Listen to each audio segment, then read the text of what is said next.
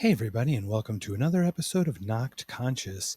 Today, I had the pleasure of speaking with Valerie Durham. She's the president and CEO of FreedomFest. It was a great conversation. FreedomFest, July 10th through the 13th, 2024. Come to Las Vegas. It's Caesars. It's going to be a great time. Such a great conversation. Here it is. I hope you enjoy it. Hi, everybody, and welcome to Knocked Conscious. We are on take two. I have the honor and privilege of having the president and CEO of FreedomFest with me today. Her name is Valerie Durham. Valerie, welcome so much to Knocked Conscious. Thank you so much. I'm excited about this conversation. I'm getting all the tingly feels that are supposed to be happening here. So, if I may share my FreedomFest story, I have the Please, craziest I'm one. excited to hear it.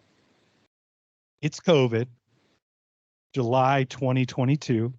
Mm. It's the Mirage. My girlfriend and I live in Phoenix, so we drive up 5 to 6 times a year. We just happen to be up there.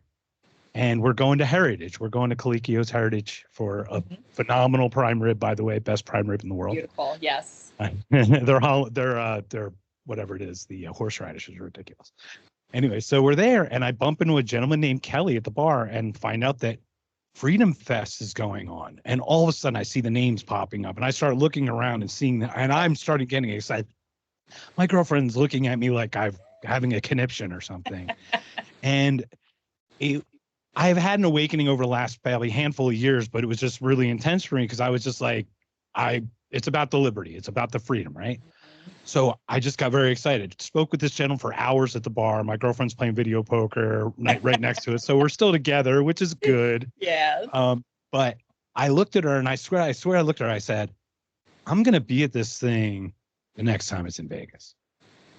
So it comes up. I just happen to come across and see it. And I immediately picked the first 2 days. I'm like, I'll just go down for the first 2 days. And then I saw there was this media credential application. And I said, I've done media. So I applied.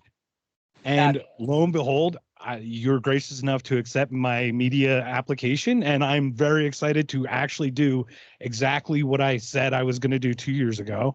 And without real effort. And we still have that ability to do that here. And it's like amazing that's the freedom. I was able to say 2 years ago, I'm going to do something and actually have that opportunity to do it. So, that really is a beautiful thing. And I think that, I think a lot about freedom and the intentionality around freedom and how so often it really is the focus, the drive, the action, there's steps you took to make that happen too. But that intention setting, and I think a little too often we're too ready to, oh, woe is me, and we can't get along, and libertarians are herding cats and all this kind of stuff. But really, there is so much that's possible for creating freedom in our lives. And congratulations to you to making it happen. I guarantee you're going to love Freedom Fest. You're going to get so many opportunities to talk to people and interview people and hear from people you care about. I'm really excited for you to have. I'm beyond excited. I've started making a list. I'm actually going to reach out to your teams to see how else I can contribute with equipment and everything. Because, like I said, I've got my car. I'm going to drive up, and I've got all 4 days booked. So is your girlfriend ready for this though? That's the real question. Well, it's a funny story. She's actually coming up the first 2 days. Okay. And she has a conference, I think, the next day that she has to fly out for her teaching thing, which is a rare thing that never happens. So what we're actually planning is I'm going to drop her off at the airport in Vegas. She's going to fly to Phoenix and then fly out of Phoenix. Hey, we're going to make it work. Listen, I don't care. Because, that can do attitude. I love it. Just like freedom is intentionality, so is love. Right. Okay. Love it takes just as much effort and accountability, right? And in all honesty, everyone who comes to Freedom Fest has that kind of can do, like they make it happen. They figure out work, they figure out kids, they figure out all of that stuff because they recognize the value of talking about freedom, doing something about freedom. It really makes a difference to come together and have these conversations and then see what generates out of that. That's what's also super exciting. It's not just talking for no progress. Things come out of it, which is really awesome. Such a beautiful thing. So you've been recently promoted to president and CEO. So you've come up through the ranks of Freedom Fest. So to speak. That bodes a simple question. what is Freedom Fest? How did you get to where this came? Yeah, no, that's a great question. And Freedom Fest is actually a fantastic story. So Freedom Fest is actually a family business. My mom and dad started Freedom Fest in 2002 when my dad was the president of the Foundation for Economic Education. And or it's also known as FEE. And FEE is the oldest free market think tank in the United States, started in 1946 by Leonard Read. And people like Ronald Reagan and Barry Goldwater and others were really involved at FEE. And then my dad became president in the early 2000s. And he noticed at that time that all of these groups were doing good work, but nobody was really talking to each other. It was a really siloed experience. You had businesses working towards freedom and coin dealers with hard money doing good things. And then you had Cato and Heritage and Manhattan and all these different groups, but there wasn't an opportunity to get together. So he created the FEE National Convention, or it became known as FEE Fest, in Vegas in 2002. And a few years later, after he had resigned from being the president, he took it back over, renamed it Freedom Fest, and continued to have it in Vegas. So I've been around it my whole life. It's a family business. I used to come to Freedom Fest, but it was awesome because I could just enjoy it. I could just show up and, enjoy some sessions and hang out in Vegas kind of thing. Super, super fun. And then in 2014, the previous conference director retired. And so I came on board. And it really changed my experience of Freedom Fest in every single possible way, except that now I get to be so involved in the love of creating an experience and a platform where so many different voices can come together and represent, I think, in a real life kind of tempest in a teapot almost what freedom is supposed to be all over the place. People voluntarily coming together, collaborating, learning from each other. That's how it's supposed to be. I'll note that I didn't really know anything about, I'd been to conferences, of course, I'd been to Freedom Fest, I'd been to investment conferences, things like that, but I'm actually a dancer in my passion training. And so I really drew on that, my experience of self-producing shows. And if you think about it, it's really kind of the same. You have a program, you have, people that you hire to be in the dances, like speakers. You have to advertise and market. You have maybe a little reception after, so you've got your food and beverage. You got to do a little lighting, a little AV. So I had what the problem was. I didn't know anything about union contracts, hotel attrition. It's a fire hose for a bit. That was like a big learning curve. The labor stuff is beyond, which is really interesting because, like, let's be honest, the freedom stuff kind of simplifies labor a little bit. With all those contracts, it makes it just. The handshake doesn't work like it used to. Right? No. And Vegas is a big business town, so you got to be on your game. Yeah, you have to be in with the family. There is nepotism up and down the sheriff to the judge to the everything. It's pretty amazing. Yeah, as I was in a cover band, same thing. We were in cover, in charge of all that stuff, right? Yeah. The scheduling and the email list. Back in the day, right? Oh my gosh. As an artist, you have in this country in particular, you have to do it all. You have to be and I think it's interesting just to, a little, because reconciling my libertarian side, my free market side with my artist side. I think it's a shame that so many artists don't, a lot of them think, oh, free, capitalism, it gets a bad name and business. But really, it's great to be your own business person, and that making your art its own business. And in all of our lives, we have to kind of treat our lives as a business and find a good way to make progress and to make money and to find success and to find an audience and customers and all that stuff. So it is it's true freedom. It is. It really is. I mean, debt is the slavery of the newest millennium, right? So we know that when you owe someone something, you owe your life to them at this point. Right. It's just how it is. Mm-hmm. And unfortunately, this is a good way with parallel economies and just, different things to expand and grow. Absolutely. Become self-sufficient, a little bit outside of that. Mm-hmm. And very nice. A lot of that being discussed at Freedom Fest, which is really cool. So Yes. into all that, there are so many mechanisms being discussed and shared at Freedom Fest. So you can, if you're interested in learning more or learning that in particular, that's really present at the conference. Such a beautiful thing. Well, thank you for sharing that. So tell us a little bit about how did the pleasure transition to that purpose for you? Because there must have been that growing pain where you like said, "Oh, I'm hanging out with all the cool people, and this is fun." And it becomes, once again, it kind of speaks to the freedom part. There's a responsibility that either is thrust upon you or that you take. You lift, you pick up the gauntlet, right? It's your time to carry it. How did you just naturally take that upon yourself? I mean, was it just because of the family pride, or was it something internally you really felt? Well, luckily I hear what you're, I think there's a family work ethic going on. But also I really believe in this mission, and believe it or not, we're a for-profit corporation. We're not a nonprofit, but we're like a mission-driven for-profit organization, which is, I actually think, a great thing. It's kind of that conscious capitalism, John Mackey approach to things. And so we deeply care about what we're doing. And we really feel like we're in service to the larger liberty movement.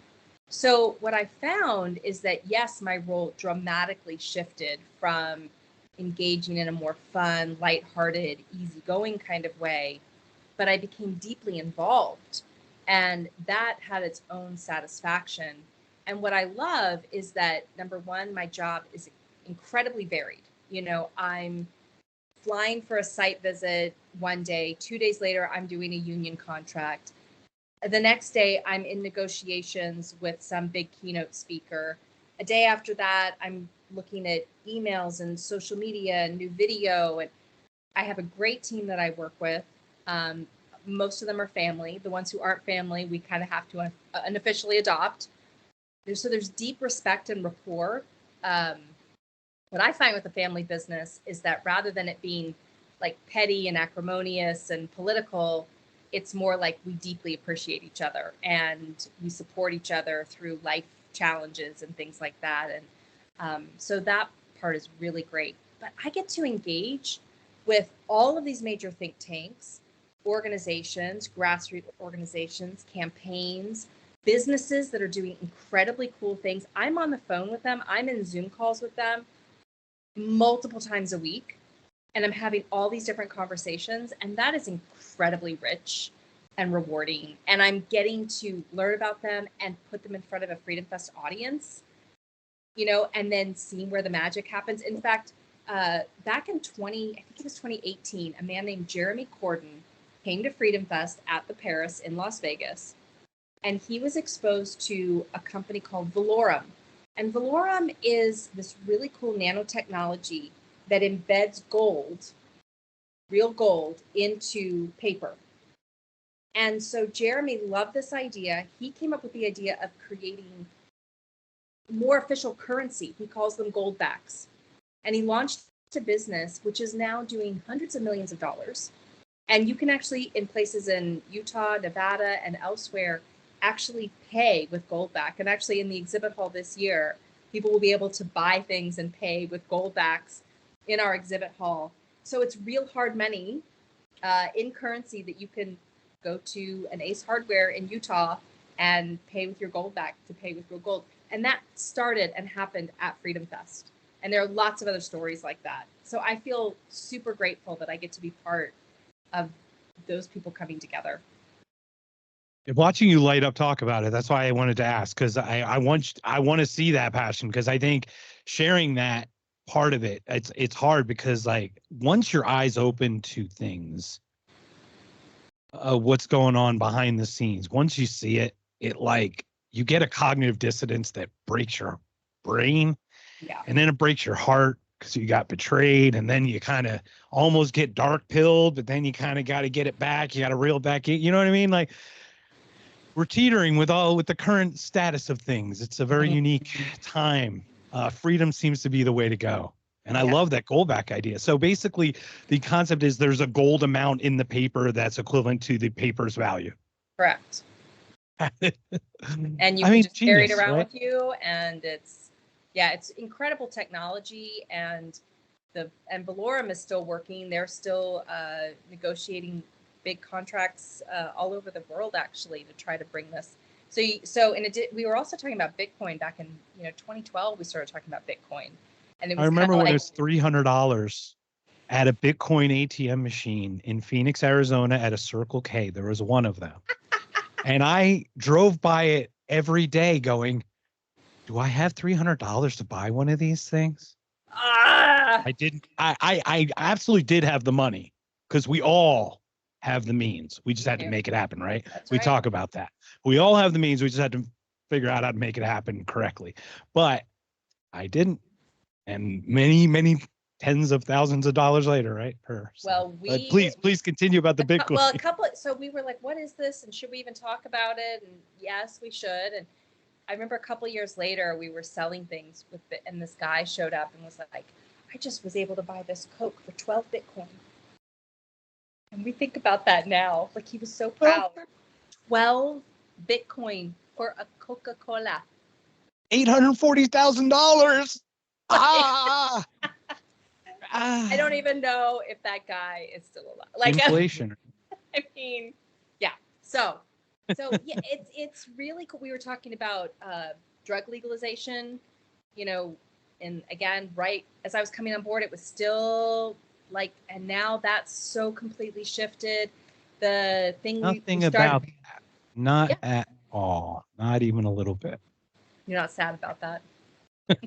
No, nothing about it. Nothing about medical About legalization. it. How Well, yes, it pretty much helped pretty much every bone in my body. Sure, let's not talk about that.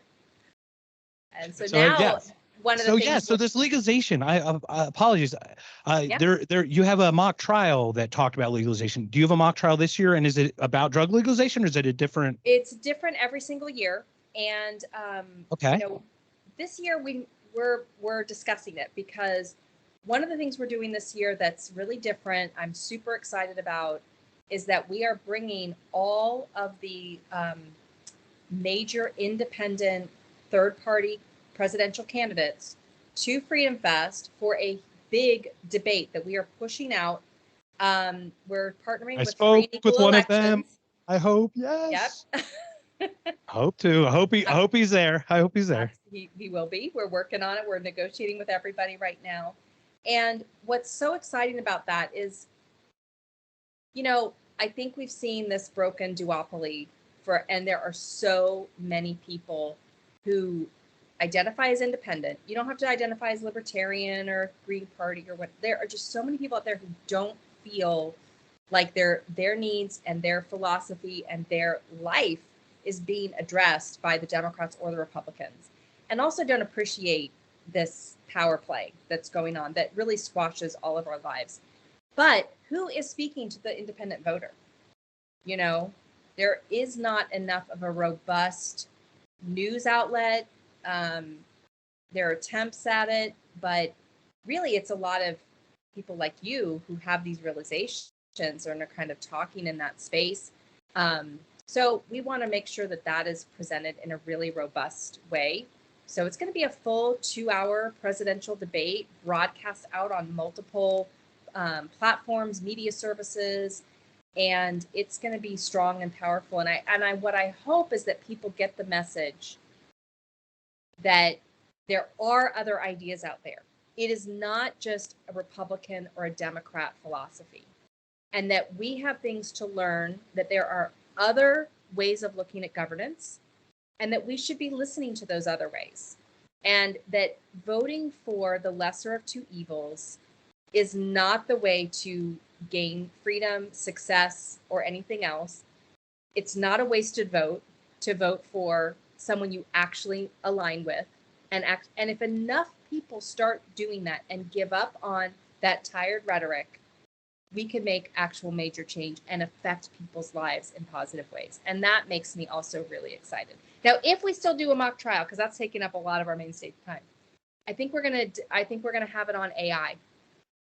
Oh, shocking! I thought you were gonna do Border, because Border. We've done Border. Just okay, because Border on X is just blown up over the. It's the one that puts libertarians in some kind That's of, true. you talk And about we'll have herding a debate. cats. And so we That's have the our mock trial. We also have tons of debates. So even things that we don't put into the mock trial, like putting religion on trial or putting the Republican Party on trial or U.S. foreign policy on trial. We've done all of those things. Public school system, unions, you know. You need all that good music and the. Part of me wants to great. put the Mideast peace process on trial because, my gosh, like how many years are we going to be failing at this thing? And how many different parties can be involved and just have this chaos and conflict? It's like, really, people, like, I understand there's generations and deep, differences, but really, as human beings, we cannot come to some sort of resolution so that people aren't being bombed and killed and starved, and it's horrible. Horrible. So that's another one so we'll definitely have a debate on that. In fact, Emily Austin is coming, and she's been really delving into this topic, and so she's bringing a lot of experts on both sides to really have and the debates are interesting at Freedom Fest because we do it in a civil, open debate forum. If you want people screaming at each other, go somewhere else. That's not what Freedom Fest is about. This is about an exchange of ideas for sure, from what I've understood. Exactly right. So we want reasonable people who can listen and respond rather than yell and scream. And then we leave it open to the audience, to the attendees, to hear something new, absorb it. Maybe you're confirmed in what you already believe, but maybe you learn something new and you shift. And, we're trying to move towards truth, and we're trying to move towards more freedom.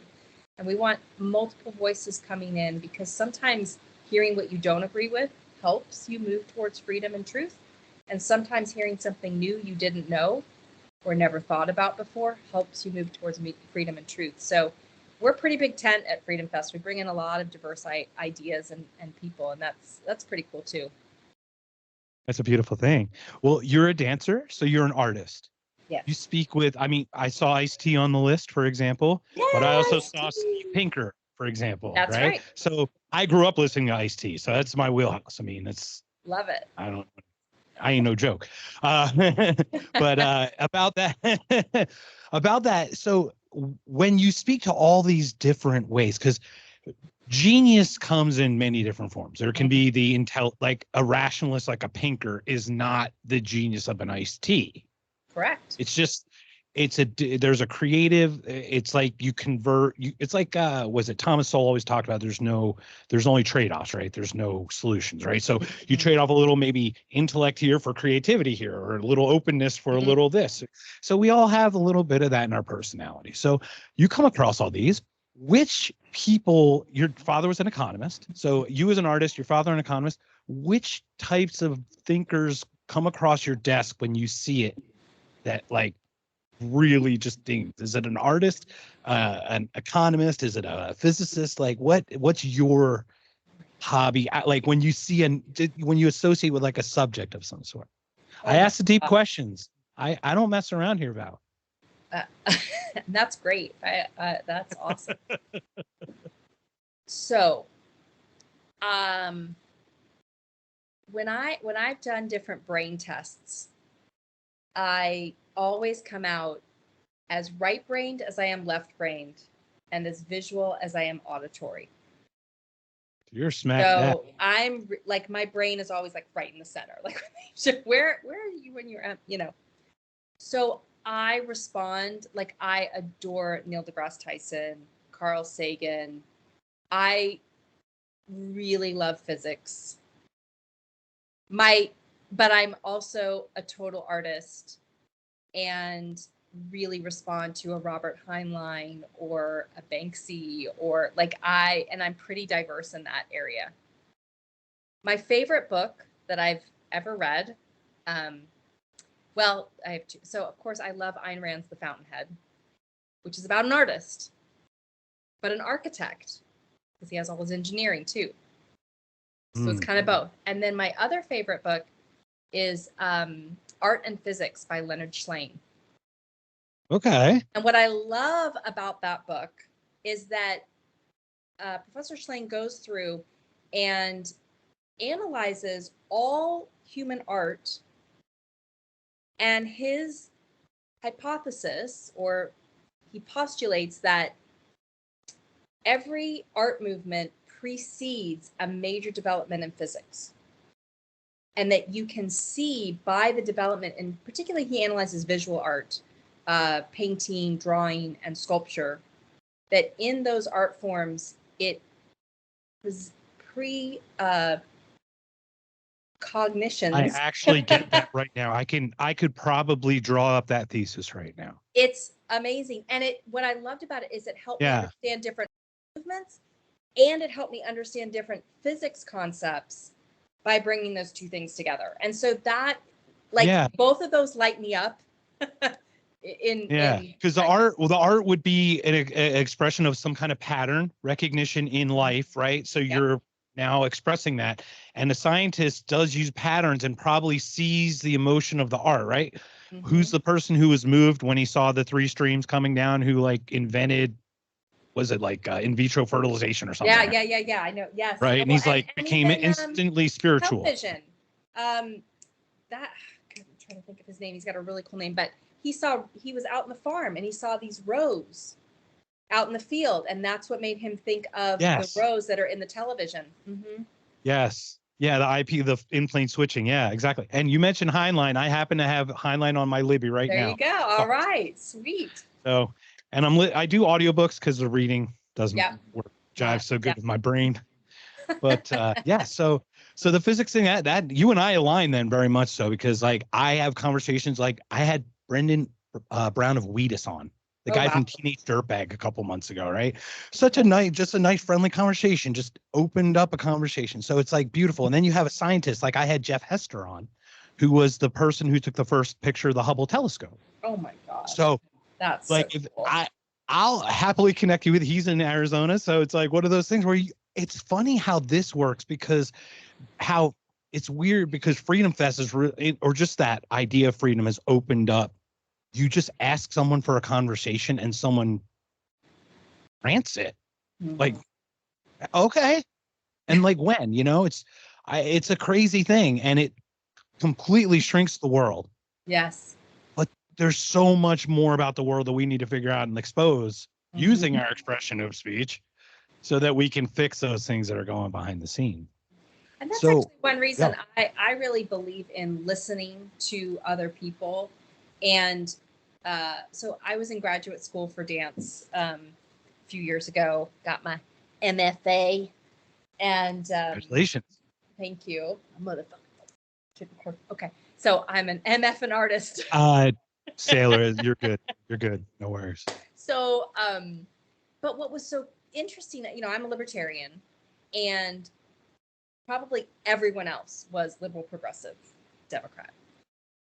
But of course, as a libertarian, I actually agree on several, some social aspects and things like that. And what I really came to appreciate was how, listening to people and their concerns, and rather than just rejecting their concerns, I think being concerned about homelessness is quite an important thing. The question is, how do you solve it?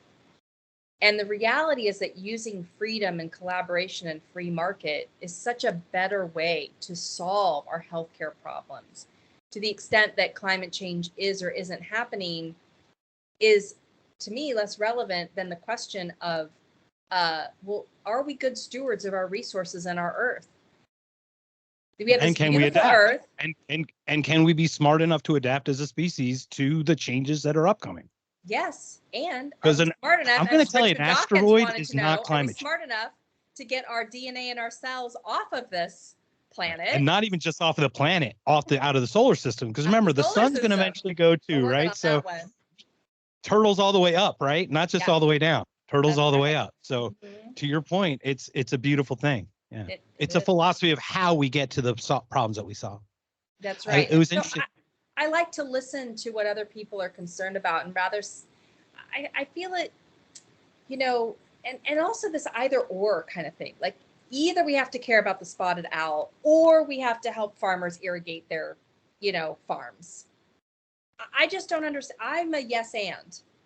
Okay. The binary thinking has gotten just absolutely It's out of control. horrible. I mean, my desire to say killing innocent children isn't good doesn't make me anti or pro anything other than children not getting killed. Like, I can't express that nuance any clearer than that. Yet both sides of that, you're getting torn apart. I mean, it's unbelievable. Yeah. And the default to, if you disagree with me, you're horrible, you're rotten, you're evil, you want someone to die. And I just feel like we have lost the art of being able to disagree agreeably and also really be willing to listen to something else. And not that you have to agree, but even in the listening and the understanding, it, like I said, it can help you refine your own position more or grow in your, it's just way better. And I just wish more people would like do it. Absolutely. And to that point, there's an interesting conversation. Which one is that? Not the one Modern Wisdom with Chris Williamson, but it's another podcast, the Diary of a CEO. Yes, I love that. Mm-hmm. He had a hostage negotiator on. Wow. And when you listen to him, he goes, it's about empathy. Mm-hmm. And people conflate empathy with compassion. Yes. And those are very different things. Yeah. And he goes like this. He goes, what made me a great negotiator is I can walk into a situation and tell that person what they're feeling about the situation. That is empathy.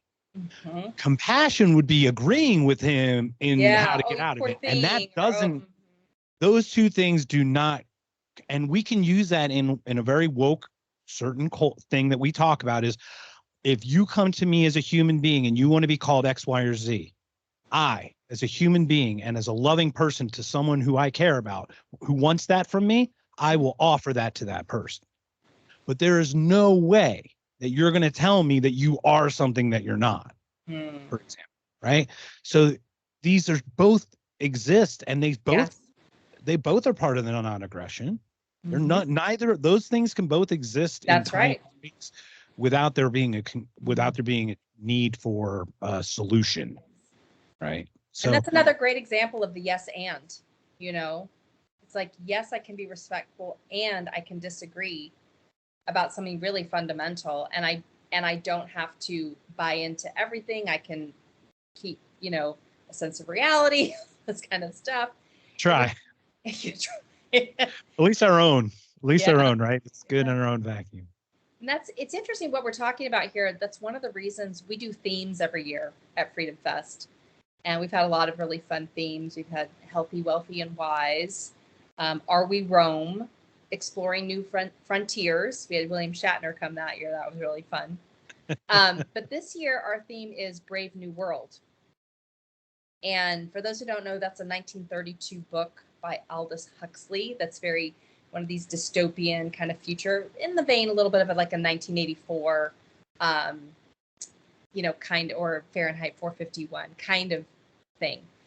But, it just feels like there are so many things happening technologically and socially where there's a question, are we entering kind of a brave new world kind of mentality? And in some cases, that brave new worldness, like, there's something I wish we were entering, not his version of a brave new world. No, for sure. Right. But the idea of having like something new and bold that's positive and helpful would be great. Like, and that's why we want to have this AI debate. Is AI going to lead us? Like, let me tell you, basically no science fiction book, movie, anything ever positive about AI. Like, it's never been good. I'm sorry, Dave. It is a cautionary tale. I just can't do that, Dave. Yeah, I'm very familiar. It is I grew up in the 80s watching every sci-fi, 70s and 80s growing up watching every sci-fi movie. Not a single one ended well. I mean, even Luke Skynet is not good. And they won. Okay. Yeah. Come on. That wasn't that great. And yet here it is. It is with us. It is I am getting messages every day from Google Gemini. Let me write your emails. Let me write your everything, and and changing the photos. Oh my gosh. It's like, And as really different as we are as a species, we all have similar triggers and they are patterns. And that's all AI is, just an enhanced pattern churner. right. And it knows what buttons to push. And it already is doing it. It already is And it's doing very it. scary. Like, It- it's gotta be, it's weird. I'm a future. I love the future. I love technology, but that kind of thing is not, Mhm. it's dangerous for sure. Yeah. And it's also with the biohacking. I mean, everything going on with the vaccines, with reproduction, with We can talk about all that if you like. Yeah, please we feel free to can. share. It's an interesting topic, and I and that's why these kinds of nuanced conversations. That's another thing we really try to have at Freedom Fest. Like, how do you talk about, transgenderism, the rights of people, who are transgendered, and the rights of people who are not, and when is that right and that transition correct and proper? Who do we protect? Who do we, it's When is the pursuit of happiness infringed on the 5149 side, right? I mean, that's really the balance that we brilliant. constantly fight. Right? It also reminds me of the question around freedom of expression and the cancel culture thing.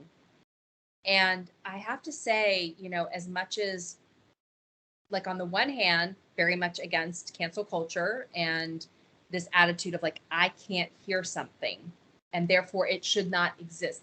And I think we got away from understanding what cancel culture actually means, and that there's a difference between saying, I don't like something and therefore it should not exist, and using power to make sure it doesn't exist, versus, as a user, being able to decide what I do and do not want, even as a company, even as a corporation.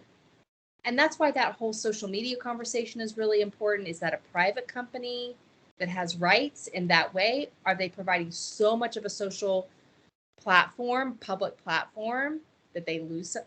It's such an interesting, but It doesn't become a utility like an electricity or that's right, a water work, right. but as a libertarian, I would assume you'd want to privatize that eventually, right? So we've kind of moved, we kind of can and move look those. what we have. We have right, Rumble coming for up. sure. We had Parlor. Absolutely, oh, for sure. So we have, as long as the technology is available and you don't have someone coming in and shutting that down. And I think that triggered a lot of people to say, this is not right, even if I don't agree. But at the same time, there are a lot of channels on television, and they're all out there able to, but I don't have to watch what's on that station. I'm not forced to, just because it exists. Just because Rachel Maddow was talking didn't mean I had to turn to that station and listen. Mine was Jerry Springer. Come on, that was the one. Because before cancel culture, I grew up in the day, it was called Vote with Your Dollar. Yeah. Bud Light is how cancel culture happens.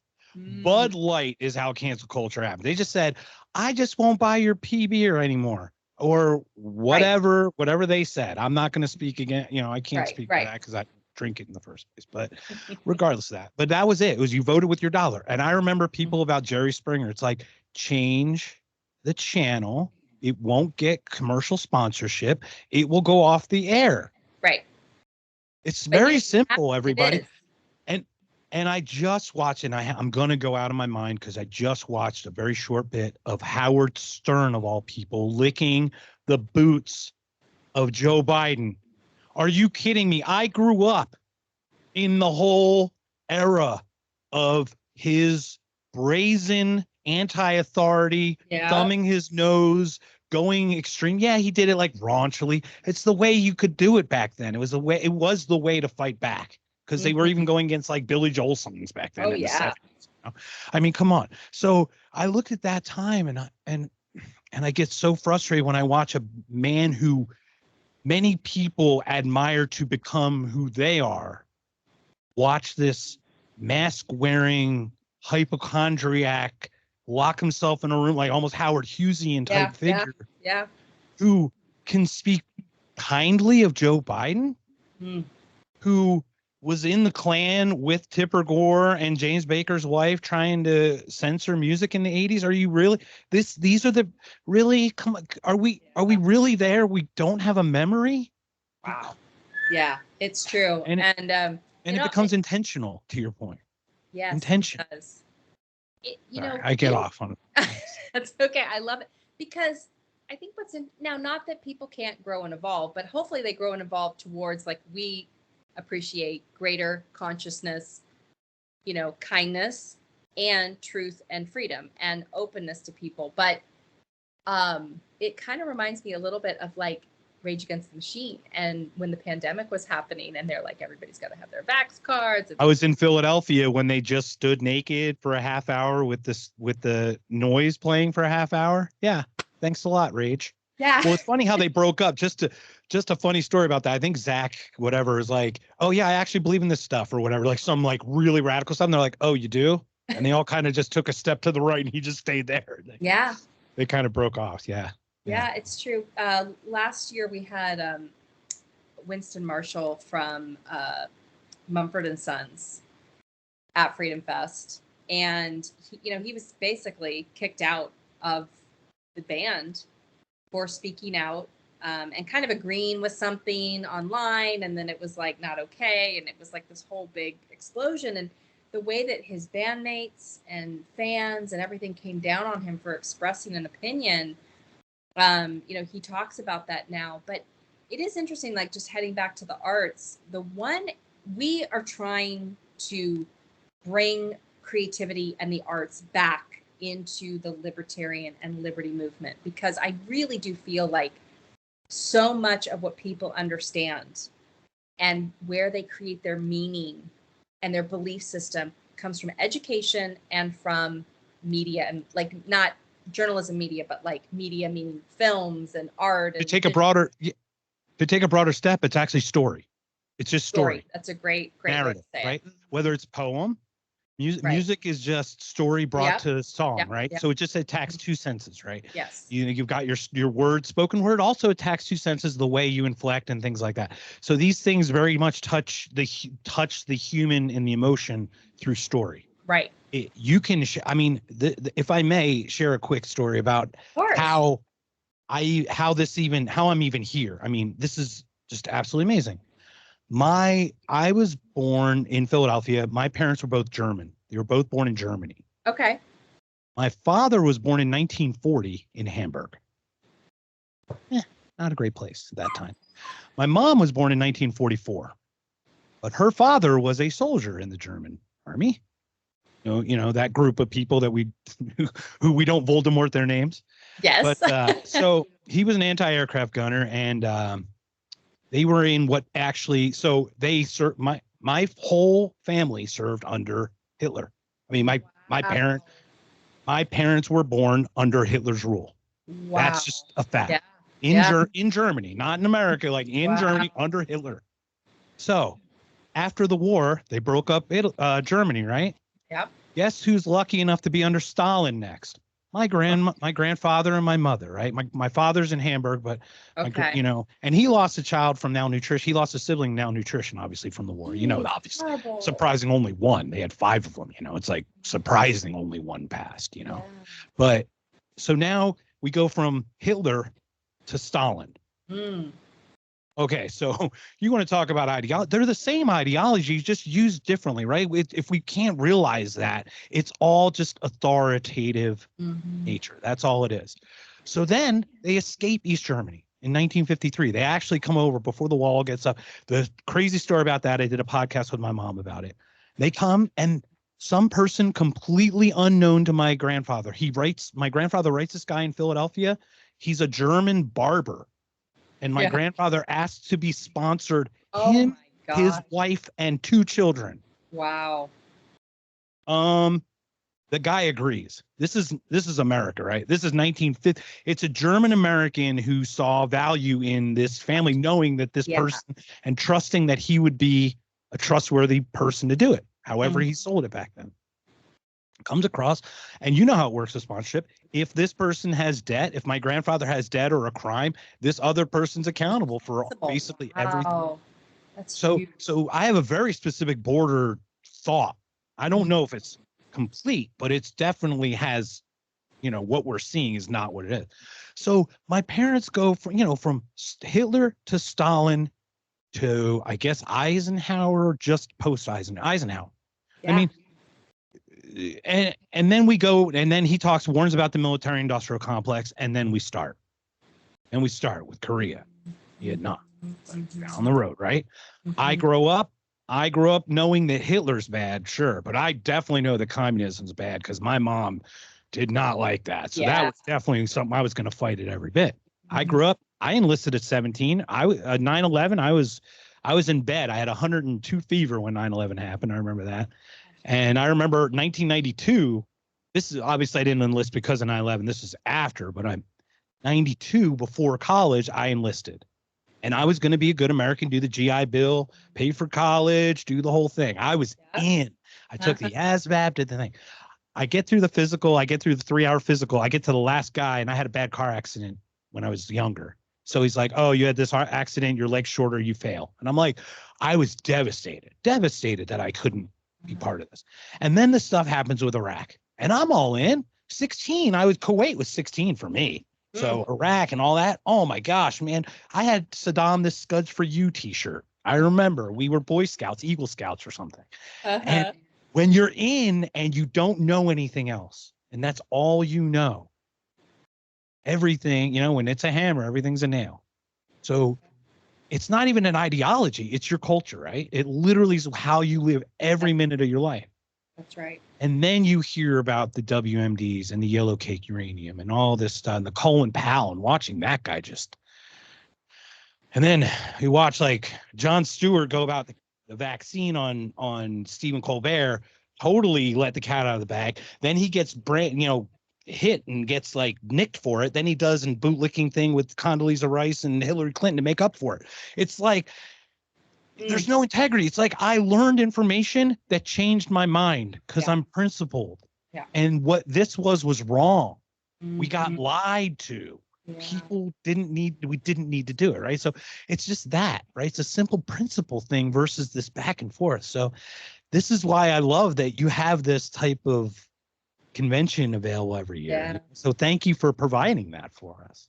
It is a great honor. And, one of the things that I love about it is that we approach freedom as a 360 life experience. So political freedom is very important. And we talk about political freedom a lot. But it's not everything. You need economic freedom, financial freedom, health freedom, educational and intellectual freedom, expressive and creative freedom, spiritual freedom, psychological freedom. Let me tell you that the first place everyone needs to experience freedom is to do self-analysis and figure out where your own limiting beliefs are and figure out how to propel your life. Harry Brown wrote a book back in the day called How to Live Free in an Unfree World. And Gandhi and Jesus and many others and the Buddha all figured out that the first place you have to get free is in your own mind and in your own spirit and your own soul. And so that's part of what we're also trying to address there by having these different conversations, meeting with different people, engaging on this. It helps get you out of this concept that one way of looking at things is the only way to look, and that there are so many different elements that we have access to. So that broadening of your thinking and your understanding of freedom is hugely important in your personal life, which is where I think we all need to start, then your family, your business. Those are the places we can have the most influence.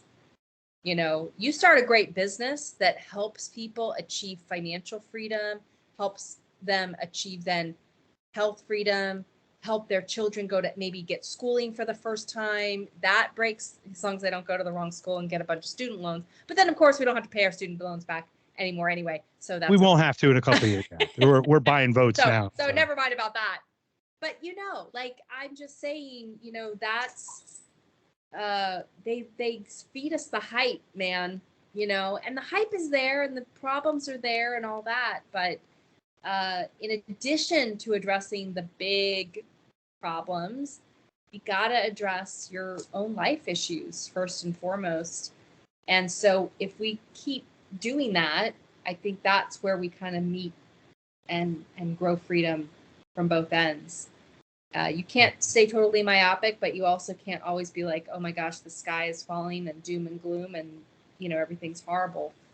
Right. Well, I mean, the first person that comes to mind is like a Jordan Peterson right now when you're talking about the, the balance, right? We talk about the chaos and the order. Yeah. You need chaos, and that's the art. That is, to your point, that is when you talk about that art revolution preceding some intellectual, there is that, there is some synchronicity that lines that. And when you get that chaos to grow, it's great, but you do need order to be anchored, because if you float away, you can't get back to the tether. And we're at that kind of borderline area. And Camilla Paglia has talked about this, about gender changes and whatnot. And it's interesting. I'll say it, Douglas Murray's name, but he's been recently I'm not been a great fan of his, but you know what? This is the other thing, to your point. Not everybody's great. Not everybody's evil. We got to be very careful to have these heroes, because they're going to let you down in some way, right? And I don't mean that in a bad way. I just mean everybody's human. No one's a god. Everyone's human, right? So like a Douglas Murray who can share that type of great thing does his other thing about this other stuff, right? So, but Camille Paglia is one of those ones that, and I only came into this whole just thing maybe 5-10 years ago, and it's just, now it's drinking from the fire hose, I have 3 podcasts on at all times, and if I hear something, one of them, I'll pause the other 2 and just listen to that little portion or wind. Wow, you have like a Thomas Jefferson brain or something. I'm trying to catch up. I've got a lot of catching up to do, because I'm very much, and I know conceptually the things, I'm just not good with the verbiage. So you talk about a Heinlein or a Spoon or it's about it. I mean, I know obviously Ron Paul, and I love, I know Rand and obviously Massey and all that, but so in that, back to Freedom Fest. Let's talk about some of these great guests you're going to have. So you love science, and you have some scientists. Tell us about some of the guests. I'd love to hear you share about that. Oh goodness. Yeah, no, we get about, I would say, 250 to 300 guests at Freedom Fest, honestly. So guest speakers. And then I honestly consider our exhibitors a huge part of the experience and the lineup and the content as well. Let's give them a shout out. So, oh my gosh, where do we begin? Let's go with speakers. So this year, our headliners, as you mentioned, Ice-T and Steven Pinker. We have both of them coming. And along the same lines as Steven Pinker, we also have Lord Matt Ridley, who is coming. And of course, he has written amazing things on innovation and progress. He's got a new book out, I believe it's called Virus. So he's addressing the issues around the pandemic. Tom Woods is also going to be there, and he's written a book about the pandemic as well. So we're going to have a really interesting session with some pretty deep conversation about lessons learned on many levels coming out of that. Many levels. Experience. We're super, super, super excited that President Javier Milei was like, I'm coming to Freedom Fest. I want to come to Freedom Fest. So he's coming, and that is just super exciting because he is an absolute rock star, like literally and metaphorically. So and a third party choice, right? What a shock. Well, I mean, in Argentina, you mean? Right, in Argentina, of course, right? Yeah. That's what absolutely. I mean. Like, and he was the third party choice. To the first point you're making about having a third choice. Yeah. I'm looping it back around. So that's how the brain works. I go A to J to B to Z to 4 to Q to Sigma to whatever other Greek alphabet letter you can find. Oh gosh, that's awesome. So Justin Amash is coming this year. He's running for Senate in Michigan. Sean Nelson is coming. He is the CEO of Lovesac, the furniture company, and it actually started as like these really cool bean bags back in the day. But he is a prominent entrepreneur, really cool guy, and he's going to share a lot of super, super interesting things. Emily Campagno from Fox News is coming. We'll be talking about classic cars with her. Yeah, good. Got the Mustang, Cool. right? I think she's got a Yep. 72 Mustang, if I'm not Oh, mistaken. what a great one. That's a really good year for the Mustang. I got a 67 Bonneville, two Oh, door. wow. Oh, it's What gorgeously color? hideous. So it's like a blue car. I'll send a picture to you, but Okay. I'm Okay. working on it Good. still. I'm still Awesome. working. And great friend of ours, one of our ambassadors, Spike Cohen, who always gives an amazing speech on our stage, is super impassioned. He's a great advocate for freedom, and we love hearing from him. John Mackey, the former CEO and founder of Whole Foods, will be with us. We actually have Governor Joe Lombardo from Nevada coming to Freedom Fest this year to welcome us. And what's really cool about that is you mentioned, 2022. Well, back in 2020, we were planning the event. This was kind of funny. So we always plan our themes. And that year in 2019, we had come up with this great idea, catch the vision. Catch the vision of freedom, catch the vision of liberty, catch the vision of independence, catch the vision. And we had this cute, image of a little girl reaching for a firefly in a forest. It was beautiful and amazing. And then 2020 comes along and we have the pandemic, and all of a sudden, catch the vision makes you feel like, kind of catch the virus. So it was like, That oh doesn't sound. gosh, the timing on this. It's like catching the ick. That's not a good one. Not a good one. But we were pushing ahead. We were determined to have Freedom Fest. And actually, Caesars was working. We were supposed to be at Caesar at Paris, and then we moved to Caesar's Palace. And they were just letting us spread out. And they were like, okay, you have to have 250 people per room. And so we're like, okay, how do we have a general session with a couple thousand people? Like, we're satelliting. And finally, Governor Sisolak of Nevada at the time was one of these really restrictive governors. And he pulled it back to like 50 people per room, something like that. And we had, a few thousand people signed up. It's like, how you can even have an exhibit hall with 50 people or whatever. And so they were supposed to expand it. They didn't. And he just really shut it down. And we ended up not being able to have the event that year. And so we really appreciate that Governor Lombardo has such a completely different view, and he's so much more, pro-business and pro-openness and anti-shutdowns and mandates and all that. So we're excited to have him there, just as kind of like a take that, Governor Sisolak, former Governor Sisolak, for shutting us down. Michael Shermer of Skeptic Magazine is one of he comes back almost every year, and he's amazing. And really is able to, he'll be having actually a conversation with Steven Pinker that I think is going to be really oh my gosh, cool. really? Yeah, amazing. Wow, that's going to be awesome. It will be. Maj Touré is another one of our ambassadors with Black Guns Matter. Love him. Larry Sharp with the Sharp Way. I follow him on X. Yeah. He's so cool. And the thing I love about Larry is he's from Philadelphia, I think, right? I think he is from Philadelphia. He might be from there, but he's in New York now, and he's run for governor. He's in New York now. Okay. And just somebody who gets it, gets the idea of outreach and bringing people together so that we can make progress together. So we really love Larry. Steve Forbes is coming, Robert Kiyosaki, Baron Baptiste, who is the founder of Power Yoga. In fact, his parents opened the first major yoga studio on the West Coast back in the 1950s. And were responsible for really introducing mainstream yoga in the United States in the 20th century. So he's coming. Very nice. And I'll just give a little hint. Hint. So don't shoot me if we're on the verge of confirming Rob Schneider to be here as part of our comedy festival. He can do it. No, if you need a Rob Schneider impersonator, I can do all of the Rob Schneiders. It's very. I believe it. I grew up.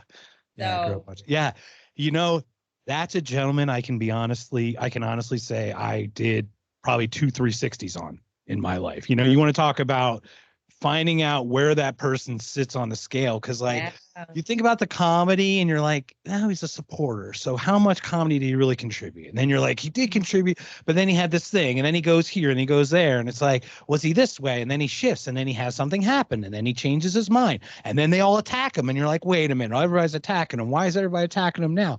This doesn't sound right. So this is how everything happens in my head.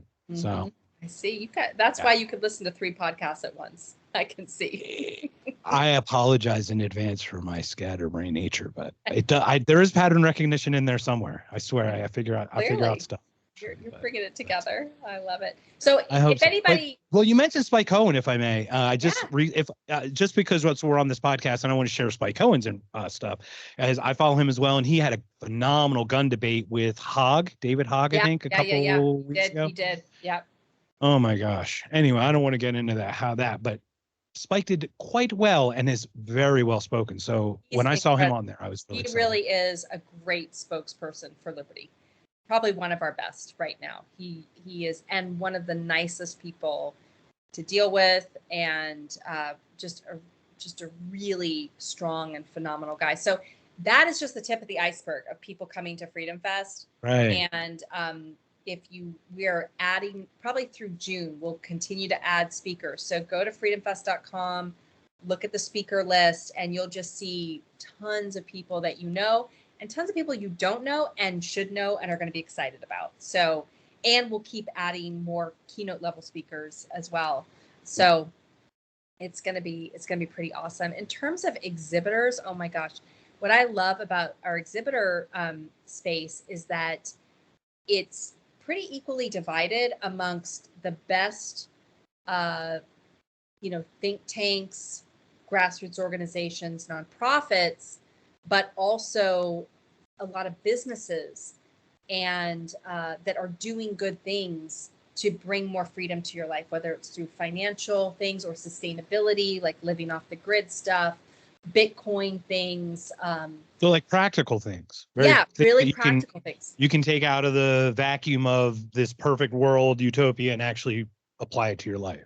We've got, medical innovations that are, clearing up multiple sclerosis and Parkinson's and all kinds of things. And they're having to do all of that outside of the FDA. And so they're, working in other countries, and they're putting together these great treatments and showing amazing results for people.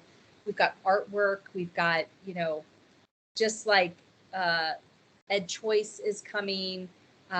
We have the Libertarian Party, of course. We have PERC, which is the protection of the educational rights of children. Goldback, as I mentioned, with the Orem, Universal Coin. So they'll have like all of these beautiful gold coins. We have several coin dealers who are coming, and that's really amazing. Young Americans for Liberty, the big student organization that really promotes libertarian thought, will be there. American Institute for Economic Research, conservatives concerned about the death penalty, Crime Prevention Research Center, Decriminalizing Sex Work will be there, along with Woodhull Foundation, which is also dedicated to sexual freedom and sexual rights. Oh my gosh, what else? Home Tribe, which is a homeschooling resource system. Trying to think what else. I love the excitement. I love the excitement. It's like keep it so coming. much. Stand together. That's why I'm just hanging on. I'm like, just keep feeding. Yeah. Unjected, which is a really cool social media platform for people who refuse the vaccine, who want to find each other and love, and in social things. So that's Unjected, which is really cool. Strive is coming. Young Voices. Oh gosh, FIRE, the Foundation for Individual Rights and Education. Frontiers of Freedom, the Future of Freedom Foundation, the Libertarian Christian Institute, Mises Institute, Turning Point USA, Voices for Consumer Choice, and again, the list is huge. Epic Cash, Learn to Invest, Roblox, Rogue and White Blue Clothing. And then we have a bunch of media that's going to be there too. We'll have groups like yours, the Sam Sorbo Show, the Bart Show podcast, Epoch Times, Reason TV will be there, Living and Aging with Pride, and that will keep growing more and more over the next little while as well. Real estate guys will be there. So yeah, it's and our major sponsor is an amazing group called Iron Light. And they partner with us. They do incredible mission-driven marketing. So they're really helping to foster a great sense of um, passion and success for really good organizations that are doing good work and good businesses that are doing good work. So we're really excited to be working with Iron Lake too. That's amazing. It just sounds like a full breadth, height, width, and depth of everything. You go into that exhibit hall and you just feel the buzz, and everybody's it's like all the like there are people you know, and you're like, oh, I always wanted to meet people from that organization, and you can go actually meet them and go have coffee together and go get a drink and sit down and talk. And then there's another group next to them you've maybe never heard of, and you're like, that is so freaking cool that you're doing XYZ, like tell me more. And then you get involved. And that's another thing I love about our attendees is that not only are they passionate about freedom, but they come to Freedom Fest to really learn, really engage, figure out how they can make money, make their lives better, meet like-minded people, meet speakers. And that's another cool thing is that so many of our speakers are there as part, they're attending the conference. Like Steve Forbes comes and he comes the entire time. He goes, you'll sit next to him in a breakout session on something. You're like, hey, Steve, how's it going? He's like, oh, I'm doing very well. Again, It's totally Stephen, nice guy. And he'll be like, what do you think of this presentation? You're like, you can have a little conversation with him. He's so nice. Great. I'm so excited to go. I'm just jazzed. So yeah, plan not to sleep too much. Because we have all of our sessions during the day, but then in the evenings, first of all, you're in Vegas. Second of all, you're going to meet a ton of people. Third of all, we have receptions, we have jam sessions, we have karaoke, we have yoga in the morning, we have parties. It's we have a comedy show, we have the Anthem Film Festival. So there's a whole film festival that goes throughout the entire conference where you see all the latest movies that are devoted to principles around liberty, shorts, long form narratives, and documentaries with panels. The filmmakers are there. That's if you care about movies, that is, and it comes with your Freedom Fest pass. So you can just decide what you want to go see and check it out first before anyone else can see it. Awesome. I'm actually gonna have to schedule because I'm a one-man operation. I got to figure this out somehow. Yeah, so when are you? I'm gonna have to either multiplicity myself or something else. A copy of a copy is not quite as sharp as the original. Yeah. You don't want a copy of me. Trust me, you don't want that. That's we're already off a couple. First generation. That's amazing. Well, thank you so much. I remember actually the last time we were there at Mirage in the evening, we were at Rum Bar, and that place started packing up pretty good that one night. So yeah. Well, if there's anything else you'd love to share, once again, Freedom Fest. We actually have a code for your listeners. It's excellent. Conscious 50, I think. Conscious 50. Conscious 50. Okay. And so if you go to freedomfest.com, check out all the stuff, and then click the register now button up at the top. Go through the process. You're going to pick regular attendee and do any of the add-ons you want to do, put in your name and address, all that stuff. And on the final page, it'll have a promo code, and just put in Conscious 50, and that will take $50 off of your registration. You can bring a guest for a cheaper rate. We have a student rate. We have a young professionals rate. So if you have younger person, if you're under 30, if you're a student right now, there are rates for you on that. Clearly, we've talked enough. We have. Well, that's a great point. It's July 10th through the 13th in Las Vegas. We have hotel rooms at the Harrah's and the Link, which are directly connected to the Caesars Forum. We also have a few rooms over in the Caesars Palace if you want to kind of be fancy and be over there. But I really hope that your listeners will come. I guarantee you will have a phenomenal time, a life-changing experience. You will meet people that take your life to a new place, that leave you inspired. And if you feel like there's no rhyme or reason to this society and you feel devastated by this election process, you will feel better coming to Freedom Fest. You will feel like there is hope for us all. And there is because of the people who are there. You are not alone, and there are people doing good work. And if we keep coming together and bringing the people that we know get it or can get it, then that's how we can revolutionize, and we can all live freer and happier lives, which is the goal for this whole planet. We all need to be living freer and happier lives. And that is our goal. And Freedom Fest is one of the best ways to come together and then launch all these things. Free happy, I'll take it. I'll take Yay. freedom and happiness all day. Thank you for letting me be a part of the voice of that in July. I am so excited. I'm hoping to reach out to your team and hopefully I can be as contributive as possible. Like I said, thank you again, President and CEO of Freedom Fest. Congratulations again, and we will see you in July. Conscious $50 off any of the packages. I'll reach it out. I hope I have enough of voice. I'm still working on it. I'm still building, but I will happily be there and I will be absolutely expressing your voice for freedom. Thank you again so much, Valerie. I hope you had a great day. It was so nice meeting you. Yeah, I can't wait to meet you in person in Vegas. I'm looking forward to meeting you in person as well. Thank you so much. Take care. Thank you. 1, 2, 3, 4. Good night, sweetheart. Well, it's time to go. Good night, sweetheart. Well, it's time to go. I hate to leave you, but I really must say, good night, sweetheart. Good